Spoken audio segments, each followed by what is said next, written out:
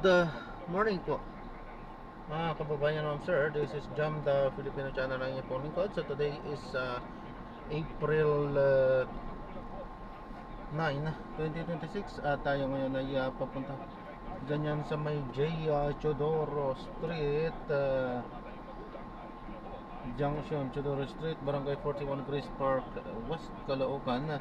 At dadalhin po natin yan sa may Aka, Chan, Green Hills, sa may If Blooming Street, Kabayan, San Juan City.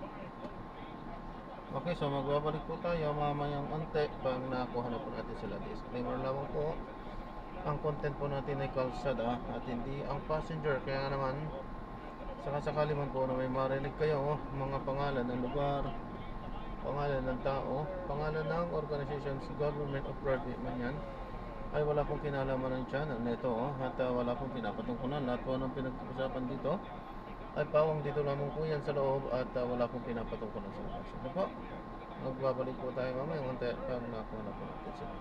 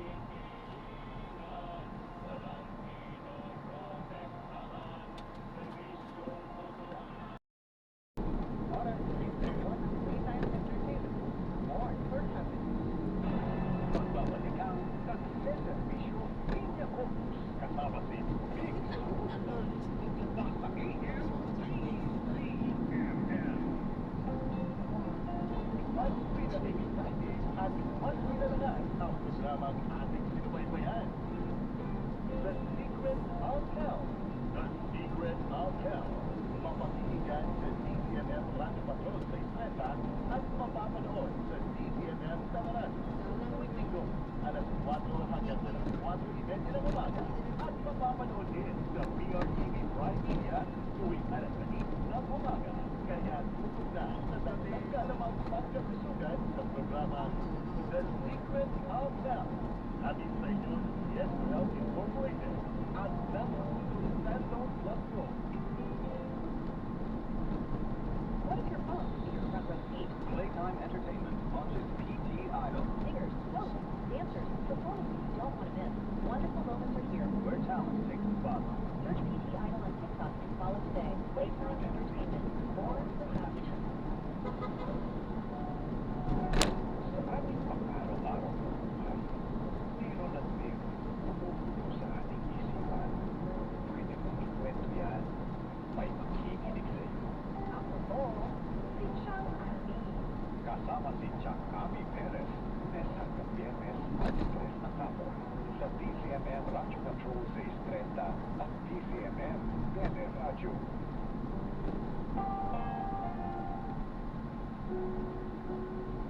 Abangan sa Private Confessions. Pwede kitang talikuran dahil ginawa mo sa akin. Pero mas pinili kong tulungan ka. Dahil ayaw mo maging katulad ng tao na pinagpapasipila. Pagpabata, Private Confessions. Private Confessions. Balitang Kumpirmado Sigurado. Sa DCMM Radio Control 630.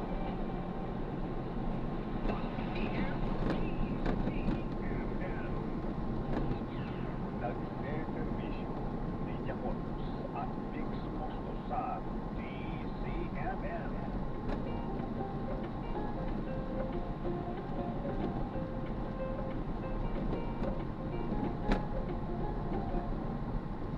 Ngayong umaga, makakasama po natin ang General Manager ng Talent Acquisition ng Omega Healthcare Management Services para po mabigyan po tayo ng tips para po sa first-time job seekers at fresh graduates. Hello po, Mr. Win Rivers. good morning. Good morning. Good morning. Good morning. Magandang umaga, lalo na ito. Okay, so just for information, please walk in po ang organization, the BPO company. The BPO company or a global healthcare company called Omega Healthcare. But aside from that, I'm also the founder and president of the Philippines HR. Yun, okay. So, very timely dahil sa inyo po talaga ang kumbaga setting standard. Paano ba kumuha ng isang empleyado?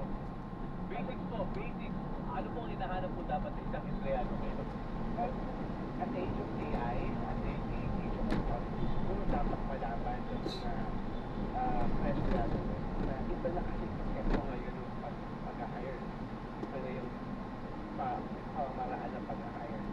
So, dapat, aside from passion and skills, kailangan meron silang drive to learn more. Kasi sa age of AI, kailangan mabilis adaptation mo, technology, mabilis adaptation mo sa AI. Kasi kung hindi, may iwanan ka. So at the same time, of course, it's normal, dapat very passionate ka sa gusto mong gawin. You know the why you are applying that role, why you are applying that position, at ano yung career path na gusto mo. Tapos, sir, sa mga applicants ngayon, usually, ano ba yung dapat nilang state o yung mga una nilang pre-prepare sa kanilang sarili sa kanila actually when it comes to apply? Kasi syempre, iba yung galing ka sa eskwelahan, iba yung ugali mo as a student. Yes. So ano dapat yung attitude or mindset as a first-time applicant?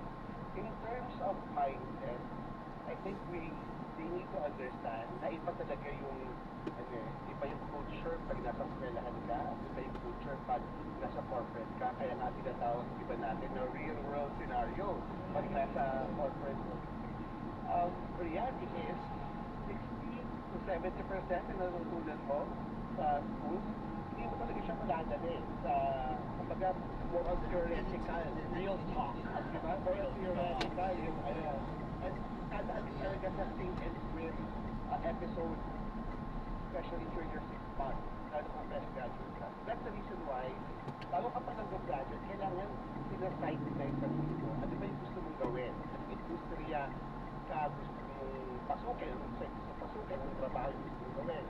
And also, kailangan bago ka pa lang mag-apply, it's better that you talk to the people already on that particular role. Ano ba yung ginagawa nila? Ano ba yung way para maging successful para sa role na to? It's really more of research, really more of understanding the job that you would like to be part of or the leadership you would like to be part of. Pero wag natin kalilimutan na at the end of the day, yung motivation mo kasi ang motivation mo hindi yan bibigyan ng ibang tao.